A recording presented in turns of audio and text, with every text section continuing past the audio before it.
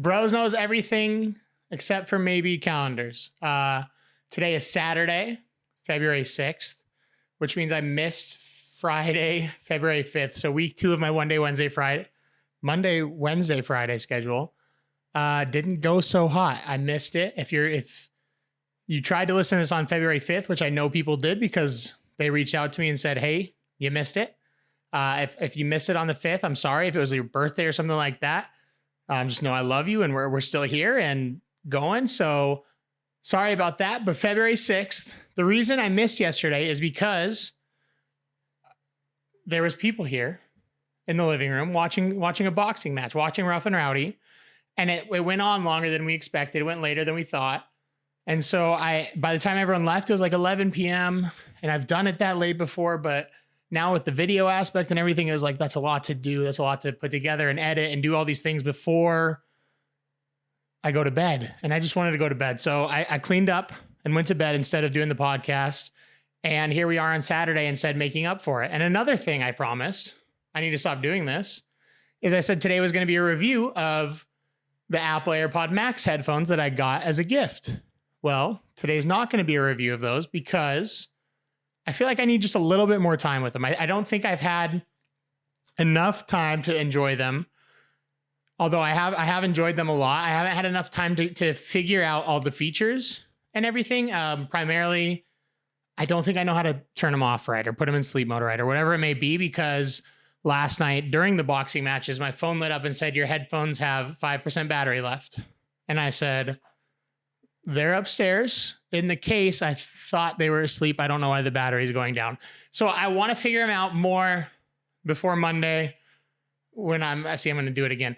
Before Monday, when I do the review of the headphones, I want to figure them out a little bit more. But today we're going to talk about Rough and Rowdy.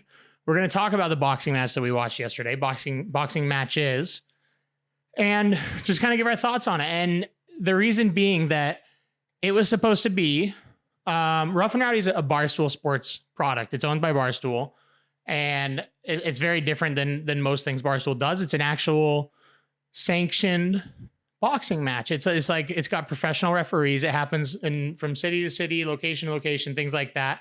And yesterday it was in West Virginia, the home of Rough and Rowdy, and there was supposed to be one of the Barstool Sports interns.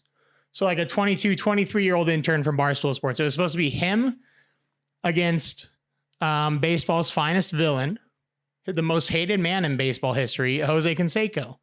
And I don't know that he's the most hated, but he's definitely up there. I think he might be the most hated, though. I think I can't think of anyone else that would be up there on the level that he is as far as what he did. So he's the one that just snitched on everybody. He's the one that wrote a book about steroids and just told on everybody. He's got big beef with like Alex Rodriguez, which is actually how this all started. So another Barstool employee, Big Cat, is like close with A-Rod. They do a podcast together and they have like this relationship. And so when Jose Canseco did something like snitch on A-Rod or something, Big Cat said, I want to fight you at Rough and Rowdy in A-Rod's honor. Well, of course, that just got ignored because it was a joke by Big Cat and he didn't mean it or anything like that. Well, fast forward 3 years later to now, and for some reason, Jose Canseco says, okay, I'm ready to fight you, Big Cat. And Big Cat's like, I just had a kid. I'm older now. He's not as old as Jose, but he's smart enough to know that at 33 or whatever he is, he shouldn't be fighting in Rough and Rowdy. And so he says, no, but my intern will fight for me. Well, his intern stepped up and said, I will fight for you. And then he told Jose, yes, we have a fight for you. So it was a 23-year-old intern versus 52-year-old baseball.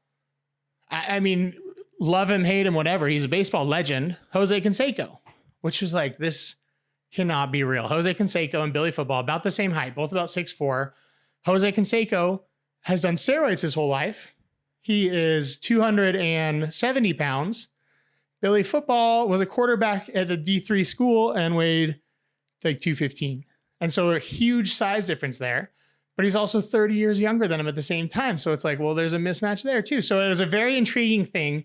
And the fact that it was like a celebrity or a former athlete or whatever we want to call Jose made it so appealing to everybody and made everyone to be like, okay, we want to watch this fight. And so we bought it. We buy every Rough and Rowdy here because it's $20. It's a $20 pay-per-view. that gives you like 3 or 4 hours of entertainment. So it lasts from 5 o'clock to like 9, probably on average. And it's amateur fighting. So it's, if Anthony Guzzo and Sean Widmer wanted to fight, they could go to Rough and Rowdy and do that, which they do want to do that. So if it ever comes close, we're going to make that happen somehow. But it's just friends fighting or enemies fighting or random people fighting each other. And then they just kind of have their lore grow. So if they do something crazy, like there's people that wear jeans in the ring, or a guy that did like a backflip in the middle of the fight, things like that. If they do things that make him recognizable, sometimes they come back to Rough and Rowdy, and sometimes they continue on with like this fighting career that they've established. And it's, I mean, millions of people purchase this fight each time. This one was even more. This one shattered all their records, they said. And it was set up to be just such a crazy night. And it was. There was 20 fights. Despite COVID, there was still going to be 20 fights, which is less than normal, I think, but the perfect amount, I think, is what it ended up being. So you start at 5 o'clock. It's 3 1-minute rounds per fight.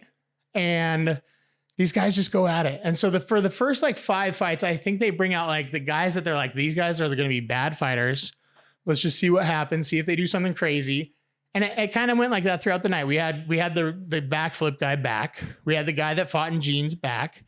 We had guys with ridiculous nicknames. I mean, it's as West Virginia as it can get. And guys travel from all over for it, even for these smaller fights. And their prize is $500. We had a guy that won the fight. And so he got his $500 check from them. And he took it to the sideline reporter, I guess you would call him, and said, I want to donate this check to the Barstool Fund, which we've talked about in the past, is that fund for small businesses. And he takes the check and he just rips it up in front of the camera and says, I'm giving this money to the Barstool Fund. And they're like, well, why are you ripping it then? What are we going to do? But I mean, obviously they're going to cut another check, but it was just a great moment that was so rough and rowdy that it was perfect. And so that's kind of what the vibe is with this thing, is it's just amateurs. It's, if I wanted to go out and fight Tyler, we would go do that here. There was once a guy that got bullied by the dude in like 3rd grade. And he's like, okay, fight me in Rough and Rowdy. And they went and fought and the bully won. So it was like very anticlimactic because he talked all this game and they made a promo video for it and everything. And then the bully comes out and beats him in the fight anyway. So it's hilarious in the way that it works and you look forward to it, but nothing like the main event. The main event is always either Barstool employees versus somebody. One time they did one that was called Pride versus Prejudice in West Virginia, where they had their gay employee wanted to fight somebody that just hated gay people, and he knocked the crap out of him. He beat the guy, he beat the Prejudice guy, and it was like such a fun moment. And so here in West Virginia, we always get good battles.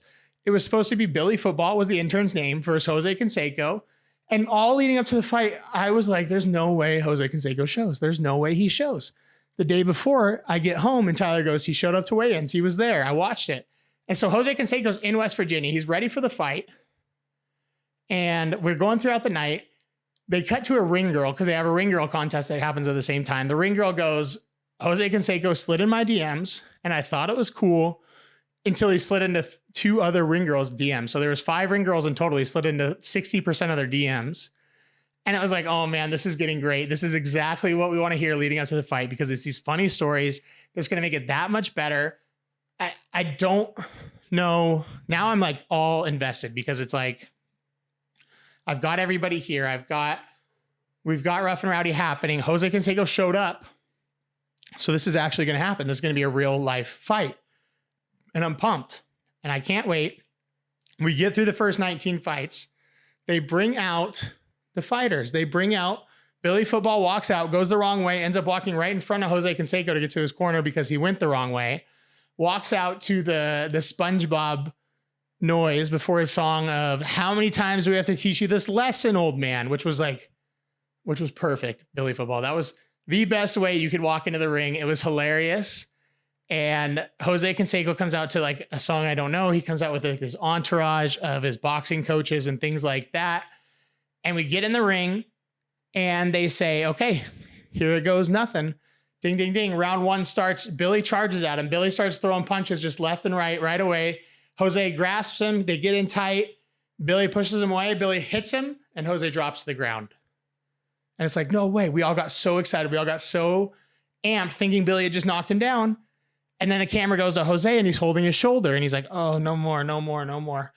And he drops out of the fight 30 seconds in, not even 30 seconds into the fight. He's gone. He says, my shoulder hurts too bad. And so now all this excitement from Billy knocked him down early. This is going to be a fun fight to, oh my God, Jose Canseco just threw the fight. Jose Canseco came here for the paycheck and then threw the fight. And that's exactly what he did. He got out of the ring. They interviewed him. He said, I've known about my shoulder being torn for 4 months. I thought I could fight through it. I just can't. That was never the case. Jose Canseco had no intention of fighting past that 30-second mark. He dropped to the ground the moment he got hit and backed out. And it was so cowardly, but it was exactly kind of what I expected. I didn't even expect him to show up. So many people didn't expect him to show up to the fight, but he had to get paid. And Dave Portnoy released today the numbers and said he had a $50K signing bonus. So he signed the contract saying he'd be there. He got $50K. He got another $50K for showing up to the fight. No, he got another $50K if he won the fight. But the kicker was he got a share of the pay-per-views if they hit a certain number. And they shattered their records, so they hit that number. And Jose Canseco ended up making $1 million for showing up to this thing, over $1 million for showing up to it. And so that was enough for him to say, okay, it's worth me being there and getting embarrassed because I'm desperate for money. I didn't manage my money well. I didn't do well with any of that stuff. And so he said, so he took the paycheck, fell to the ground, said his shoulder hurt and he couldn't continue. And Billy Football, I mean, he still declared the champion. He still got the optic of a good punch in on Jose that took him to the ground. So that's good. But we didn't get what we wanted. And today it disappointed me because there were so many people clamoring for, I want my money back. I want my refund. It wasn't a real fight. And I can't believe that that's the side people were taking because the whole night, the whole 19 fights leading up to it were amazing. There wasn't really any dull moments because the moments that weren't good fights, they were very entertaining things. There was very entertaining people or things happening. And so I couldn't believe that these people paid $20 and they were upset that they didn't get the last fight. It's like, you just got 3.5 hours of entertainment. You still got to watch Jose cower like a baby. And now you're asking for your money back. You're demanding your money back. You're paying $20 for entertainment in the year 2021 when we have no entertainment. And so it bummed me out to see people doing that. It was an event. It was the best event we've had in 2021 so far, for sure. Just the thought of what was about to go down and then watching it unfold the way it did was hilarious. And so I wasn't bummed in one bit. I hope the people that came over, the 4 or 5 people that came over, I hope they weren't bummed at all. They didn't seem to be. And I don't know. I just can't understand the people that felt like they deserved their money back. And I can't understand the people that were taking shots at Barstool like they knew Jose Canseco was going to do this. They had a clause in there saying, Jose, if you win, you get another $50K. But then that money didn't matter anymore because they made so much from the sales of the pay-per-view. And so they've already said they're going to change the contract wording for next time. And I'm sure they will. And I'm sure it'll be better. But it was just so fun to see what happened. And I can't wait to see more celebrities get involved now that they know they can get this massive payday from the pay-per-view sales. So I don't know. If you watch Rough and Rowdy, let me know. Were you disappointed in the fact that Billy Football and Jose didn't get to fight, or did you enjoy the whole event as a whole, as it was, as the spectacle it was, and know that it was worth well more than the $20 you spent on it, especially if you watched with other people? That's it for Bros Knows, episode 63. Again, I'm sorry I missed yesterday. We're here on Saturday making up for it. Monday is going to be the headphone review. Monday, I'm going to talk about the headphones for real this time. So I will talk to you then.